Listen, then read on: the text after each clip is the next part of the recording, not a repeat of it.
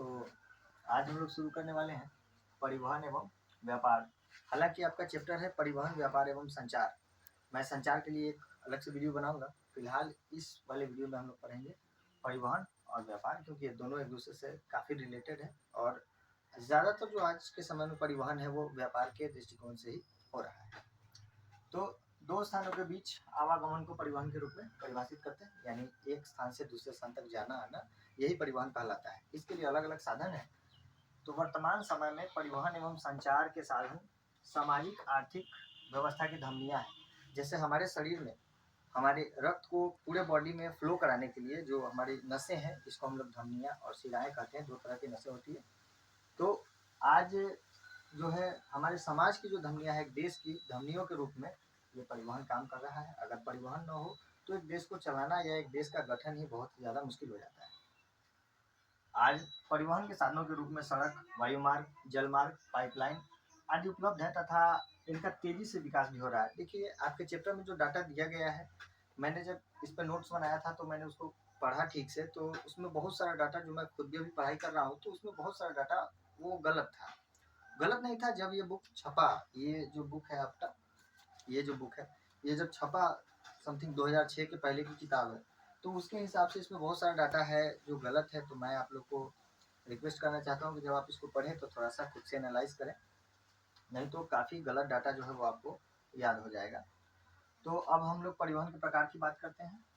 तो परिवहन के प्रकारों में सड़क परिवहन, रेल परिवहन, जल परिवहन और पाइपलाइन परिवहन मुख्य रूप से फिलहाल कार्यरत है और इनका तेजी से विकास भी हो रहा है। जब ये किताब छपी थी तो उस समय बहुत ज़्यादा कम था ये सब कुछ, लेकिन अब ये काफ़ी हद तक बढ़ चुके हैं और पूरा का पूरा डाटा ही बदल चुका है। देखिए, सड़क परिवहन, तो सड़क मार्ग परिवहन का सबसे सामान्य, सुलभ एवं सुगम साधन है और 66.71 लाख किलोमीटर सड़कों के साथ भारत विश्व का दूसरा सबसे बड़ा सड़क जाल वाला देश है।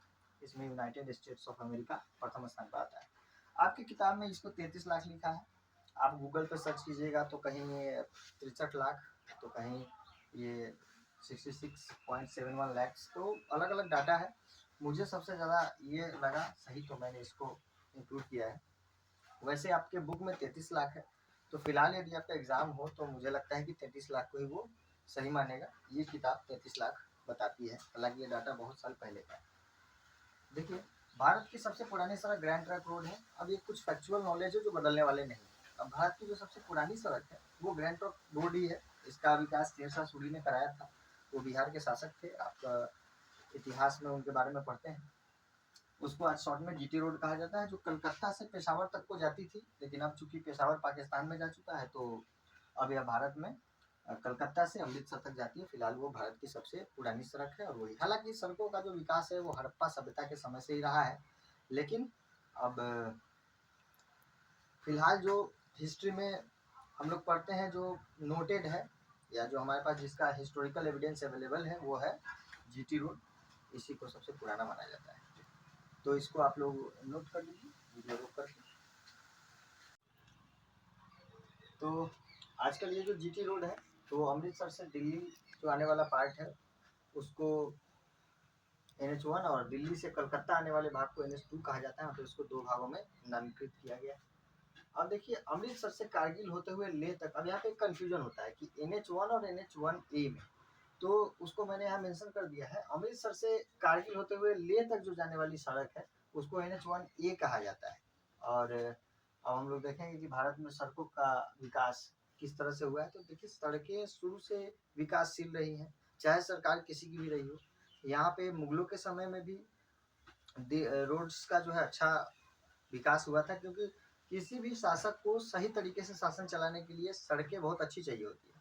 तो आप ये नोटिस करेंगे कि मुगल काल में हो या जब भगवान बुद्ध यहाँ पर थे, महाजनपद का काल रहा हो, तो इस सभी टाइम पे जो सड़कें हैं उसका विकास होते रहा है और सभी ने अपने सुविधा के लिए अच्छी अच्छी सड़कें बनाने का पूरा प्रयास किया है। विशेष रूप से अंग्रेजों के समय में यहाँ रेलवे का भी डेवलपमेंट हुआ। तो अंग्रेजों ने ये अक्सर अंग्रेज ऐसा कहा करते हैं कि भारत को रेलवे अंग्रेजों ने दिया। ये सही भी है, लेकिन उन्होंने भारत के लोगों को कोई एहसान नहीं किया था। उन्होंने अपने काम के लिए रेलवे बनाया था। तो अब देखिए हम लोग देखेंगे भारत में सड़कों का विकास आज़ादी के बाद किस तरह से हुआ है। और देश में 1950 से 51 ईस्वी में सड़कों की कुल लंबाई जो थी वो 4 लाख किलोमीटर लगभग में थी अप्रॉक्स। और उसके बाद ये बढ़ी है। किस तरह से बढ़ी है? 2000 से 2001 ईस्वी तक आते आते देश में सड़कों की लंबाई 24 लाख किलोमीटर तक दर्ज की गई। आप देखिए 4 से पूरा 6 गुना हो गया। और उसके बाद में यहाँ 2020 से 21 तक में सड़कों की जो लंबाई है वो 63 लाख किलोमीटर दर्ज की गई। ये 2020 से 21 की बात है। और फिलहाल जो डाटा है वो मैंने आपसे पहले ही शेयर कर दिया। प्रधानमंत्री ग्रामीण सड़क योजना के तहत 500 तक की आबादी वाली बस्तियों को भी पक्की सड़कों से जोड़ने की योजना है। आप देख रहे होंगे, आप अगर आप गांव से बिलोंग करते हैं तो गांव के कोने कोने में जो है वो पक्की सड़कें बन रही हैं। हम लोग के गांव में भी बनी है और लगातार ये आगे कार्यरत है। तो प्रधानमंत्री ग्रामीण सड़क योजना के तहत 500 की आबादी वाली बस्तियों को भी, छोटी बस्तियों को भी पक्की सड़कों से जोड़ने की योजना है। यह योजना 25 दिसंबर सन 2000 ईस्वी को उस समय के तत्कालीन जो प्रधानमंत्री थे अटल बिहारी वाजपेयी, उन्होंने इस योजना को प्रस्तावित किया था और उन्होंने ही इसको स्टार्ट किया। अब देखिए भारत में सड़कों की जो प्रादेशिक वितरण है वो किस प्रकार से है। तो भारत में यदि सड़कों की लंबाई के दृष्टिकोण से देखा जाए तो महाराष्ट्र वो नंबर 1 पे आता है। वहाँ पे लगभग 2.70 लाख किलोमीटर रोड से। आखिर महाराष्ट्र एक बड़ा और एक औद्योगिक स्टेट है। उसका बहुत सारा जो पार्ट है वो उद्योग के लिए जाना जाता है, फेमस है। लोग बाहर से वहाँ काम करने जाते हैं तो उसके हिसाब से वहाँ रोड्स बने। जो ग्रामीण इलाके वहाँ से भी व्यापार मुंबई के बाज़ारों में अच्छा खासा होता है। तो उसको मतलब प्रोत्साहित करने के लिए या उसको स्ट्रॉन्ग बनाने के लिए वहाँ पे रोड्स का जो विकास है बहुत ज़बरदस्त है। तो यहाँ लगभग 2.70 लाख किलोमीटर सड़कें हैं। दूसरे नंबर पर यूपी और तीसरे नंबर पर उड़ीसा का स्थान आता है। यूपी भी बहुत बड़ा है तो वहाँ पे सड़कें तो है। हालांकि मैं पर्सनली यूपी में रहा हूँ तो मुझे जो वहाँ की ग्रामीण इलाके की सड़कें हैं तो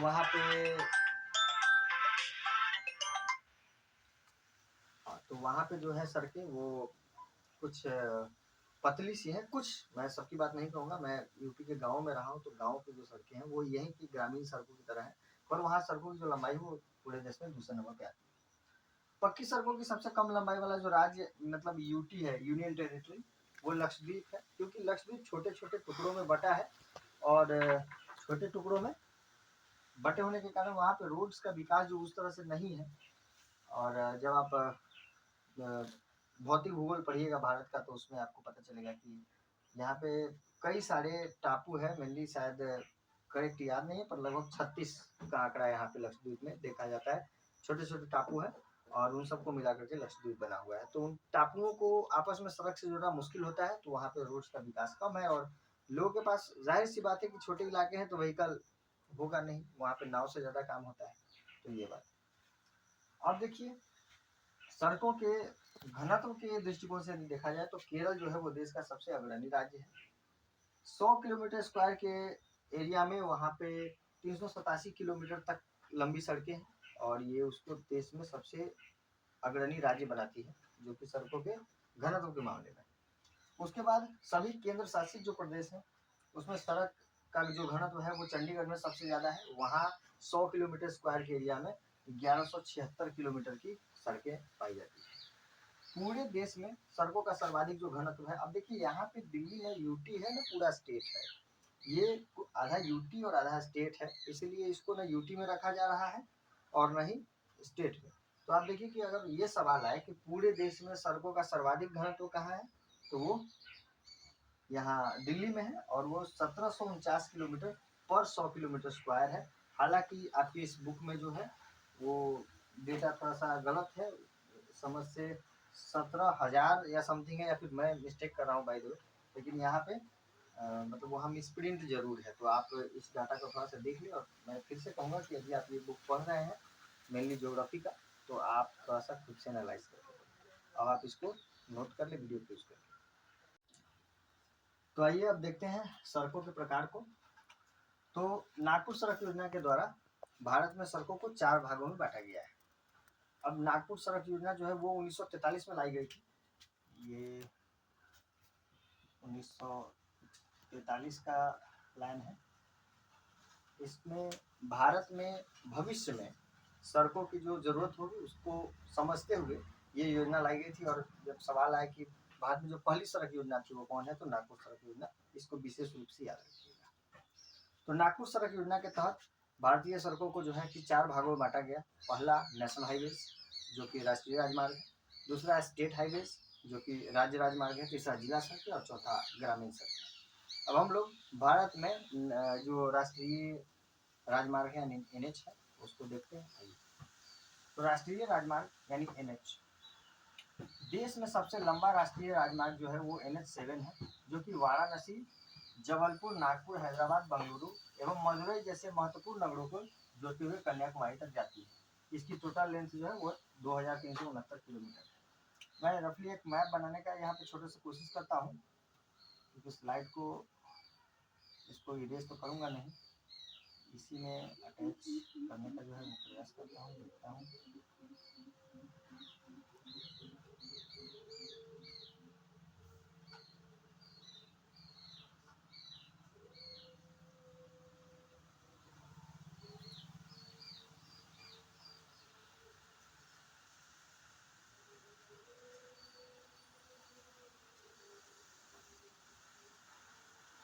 कुछ हद तक तो बन गया। ये जो NH7 है वो यहाँ से यहाँ तक, और अब श्रीनगर से इसको यहाँ से यहाँ तक जोड़ दिया गया है। तो ये इस तरह से हो गया आपका बनकर के दोनों NH44।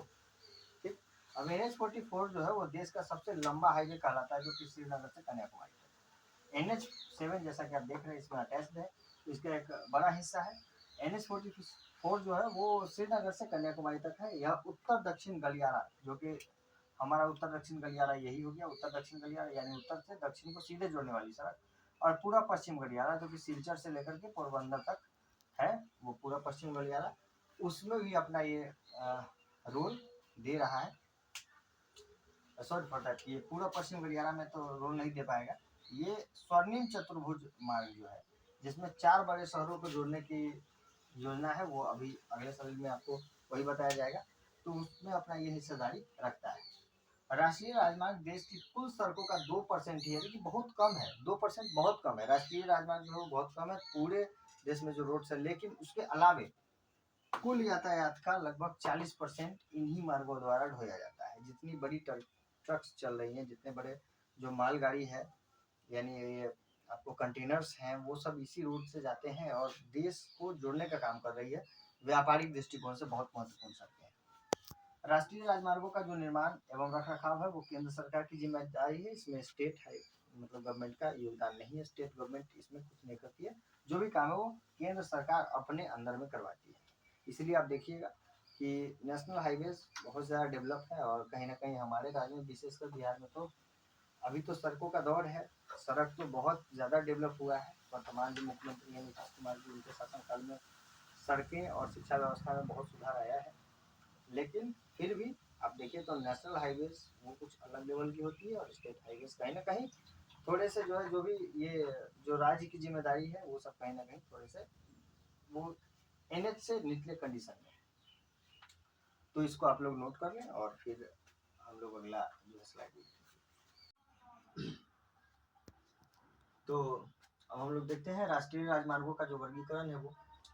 तो अपने देश में राष्ट्रीय राजमार्गों को मेनली आप देखिए 3 भागों में वर्गीकृत किया गया है। तो इसमें पहला है स्वर्णिम चतुर्भुज राजमार्ग, जो कि 6 लेन वाली सड़क है, 6 लेन वाली जो रोड है, और दिल्ली, मुंबई, चेन्नई और कलकत्ता, ये चारों व्यापारिक आप समझिए कि व्यापारिक दृष्टिकोण से जो महत्वपूर्ण स्थल है उनको जोड़ने का काम करती है, उन महानगरों को ही जोड़ती है।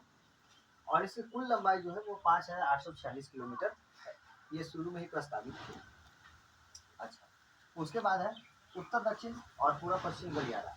ये पूरब में सिलचर को पूरब में सिलचर को पश्चिम में पोरबंदर से जोड़ता है। यानी बिल्कुल सिलचर से अगर आप इसको थोड़ा रफली देखें तो आप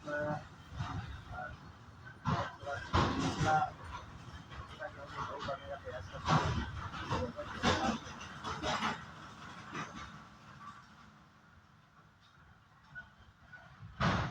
तो आप इस तरह से देखिएगा तो इधर सिलचर इसी रीजन में पड़ता है, यहाँ से लेकर के मतलब ये गुजरात की पोरबंदर तक वो जोड़ती है।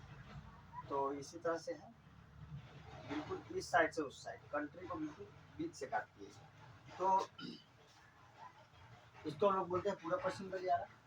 और उत्तर दक्षिण गलियारा जो है वो उत्तर में श्रीनगर से लेकर के दक्षिण में कन्याकुमारी तक, और इसकी कुल लंबाई जो है वो 4016 किलोमीटर है, जबकि पूरब पश्चिम गलियारे का जो टोटल लेंथ है वो है 3640 किलोमीटर, 3640 किलोमीटर। अब देखिए एक्सप्रेस वे क्या है। तो अल्प समय में गंतव्य तक पहुंचने हेतु एक्सप्रेस वेज बनाए गए हैं। इनमें जो गाड़ियां हैं वो बहुत ज़्यादा तेज चलती है और इस पर चलने के लिए एक्स्ट्रा टोल टैक्स लगता है।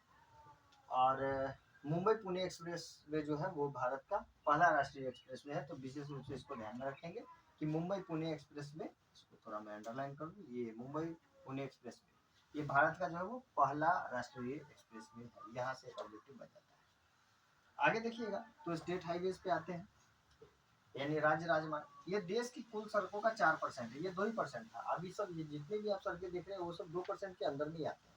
इसके बाद राज्य राजमार्ग जो है वो टोटल जो रोड्स हैं हमारे कंट्री में उसका 4% ओनली है। और रख रखाव और निर्माण की जो जिम्मेवारी है वो राज्य सरकार पर है। और उसके अलावे में अब तीसरे नंबर पे जो है वो जिला सड़कें हैं, और ये देश की कुल सड़कों का 14% बनाता है। इसका निर्माण और रख रखाव भी राज्य सरकार की है, क्योंकि ये जिले में बन रही है तो राज्य सरकार ही बनवाएगी।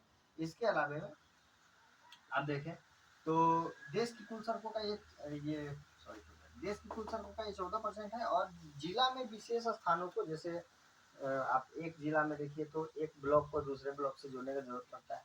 तो इन सब के लिए इस तरह की जो रोड्स हैं हमारे बगल से जो निकली, तो ये सब जो है वो जिला सड़कें। इसके बाद आ जाते हैं चौथे नंबर पे जो कि ग्रामीण सड़कें हैं। ये देश की कुल सड़कों का 80% भाग है। ये भी पक्की सड़कें हैं, कहीं कहीं पे सीमेंटेड है और कहीं कहीं पे जो है वो पिच जिसको बोलते हैं उससे बना हुआ है। तो इसको हम लोग बोलेंगे ग्रामीण सड़कें। कुल सड़कों का 80% सबसे ज़्यादा यही है। हालांकि आप समझिए कि ये उतना ज़्यादा जितना बड़ा इसका योगदान है 80% है, तो उसके हिसाब से इस पर यातायात नहीं हो पाता है, क्योंकि गांव से गांव को जोड़ती है और गांव के लोगों को ज़्यादा यातायात की उतनी आवश्यकता होती नहीं है। सबसे ज़्यादा यातायात सबसे कम सड़क पर होता है अपने आप में, जो कि नेशनल हाईवे पे हो रहा है, और वो सिर्फ 2% है, लेकिन 40% यातायात वहीं से होता है। तो अब एक और जो है इसमें वो छूट रहा है वो है सीमांत सड़कें। मैं यहाँ पे कॉलम बनाकर इसको साइड में लिख देता हूँ। ये है सीमांत सड़कें। सीमांत सड़कें, इससे आप समझिए कि बॉर्डर एरियाज में जहाँ पे बॉर्डर्स है उसके आसपास जो रोड्स बनते हैं उसको बनाने का जो काम है वो है बीआरओ का। निर्माण एवं रख रखाव जो है वो बीआरओ के जिम्मे है। Border road organisation, border road organisation यानी बॉर्डर यानी सीमा, रोड यानी सड़क, ऑर्गेनाइजेशन यानी संगठन। सीमा सड़क संगठन में लिख देता हूँ यहाँ पे, सीमा सड़क संगठन यही देखता है। इसका जो स्थापना हुई थी वो 1960 में ये बनी थी। ठीक, इसका काम है बॉर्डर एरियाज में। ये बेसिकली 1960 में ऐसी जरूरत दिखाई दी कि भाई बॉर्डर के एरिया में भी हमारा रोड होना चाहिए। वो दुर्गम क्षेत्र है बॉर्डर एरिया ज़्यादातर, जैसे आप थार का देख लीजिए रेगिस्तान, या कश्मीर के रीजन्स को देख लीजिए। तो जो बॉर्डर एरियाज है वो कुछ सेंसिटिव इलाके भी है, और वहाँ पे नॉर्मली रोड बनाने से काम नहीं होगा। वहाँ पे हमें ऐसे ऑर्गेनाइजेशन की ज़रूरत है जो थोड़ा मिलिटराइज भी हो। तो उसके हिसाब से सीमा सड़क संगठन को डिज़ाइन किया गया है। ये वॉर के समय में ये सड़कें ज़्यादा यूजफुल होती है।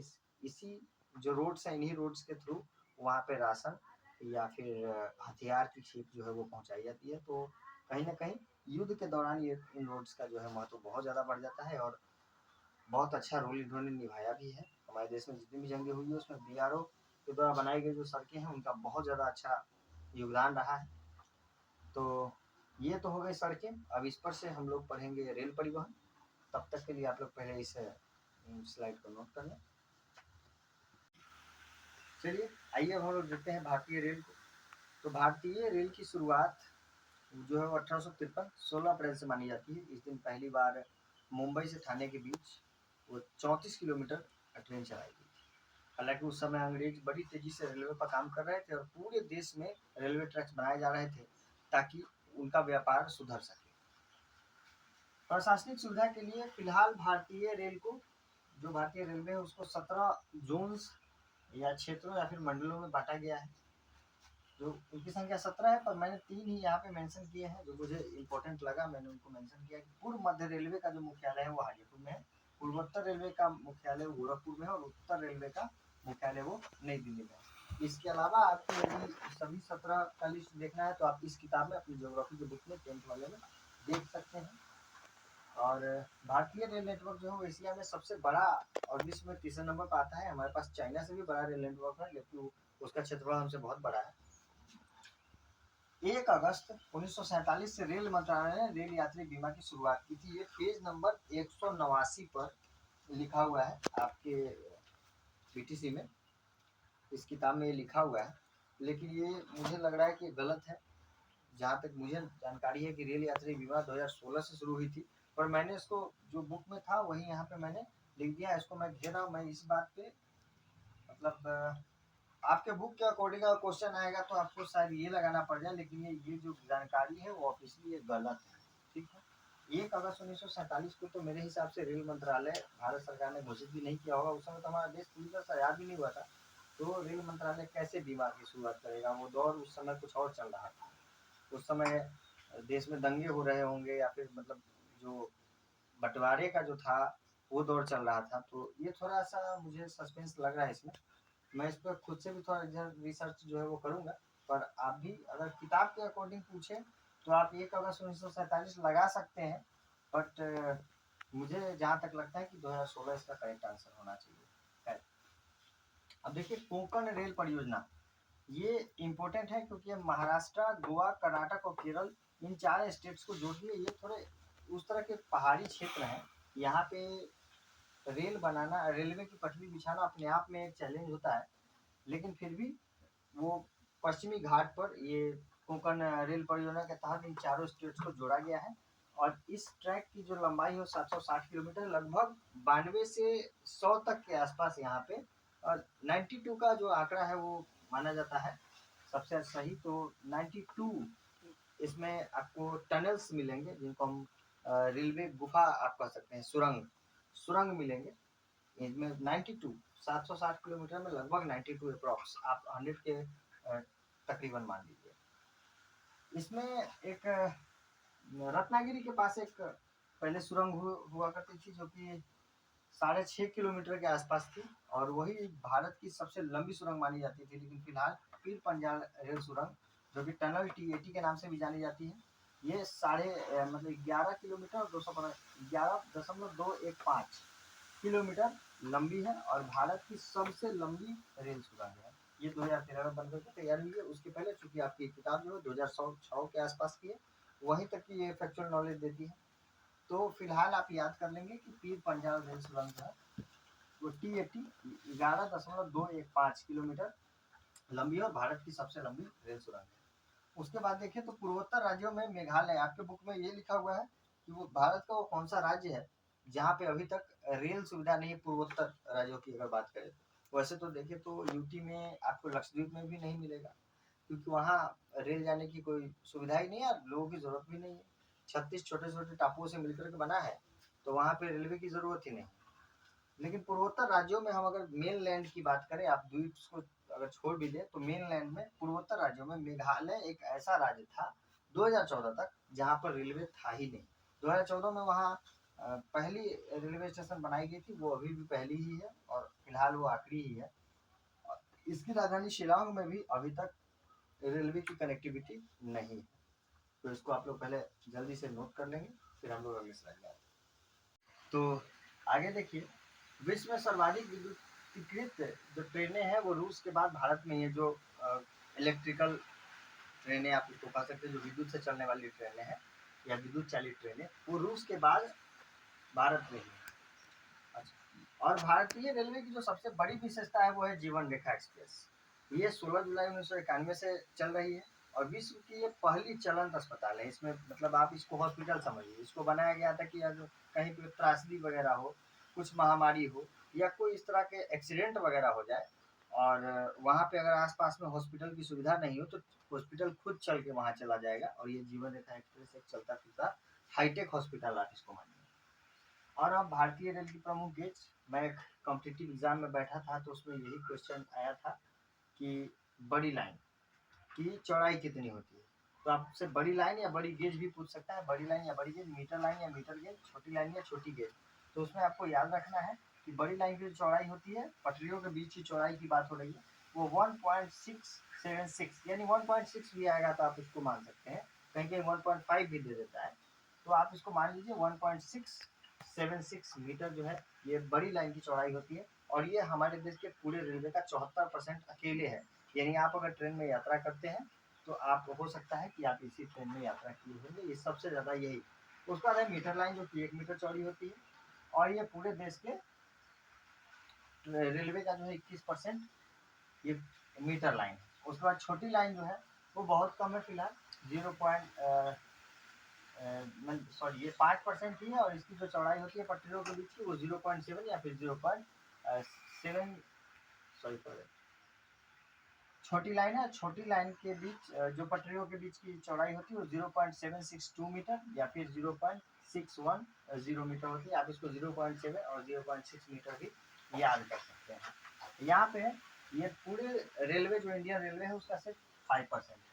अब आगे देखिए पाइपलाइन मार्ग। अब यहाँ पे क्या है कि जो दुर्गम इलाके हैं जहाँ लोग नहीं रहते, वहाँ किसी के आने जाने की जरूरत नहीं है, और यदि वहाँ से हमको कोई चीज़ ट्रांसपोर्ट करना पड़ता है तो आजकल पाइपलाइन का जो है वो चलन चल रहा है।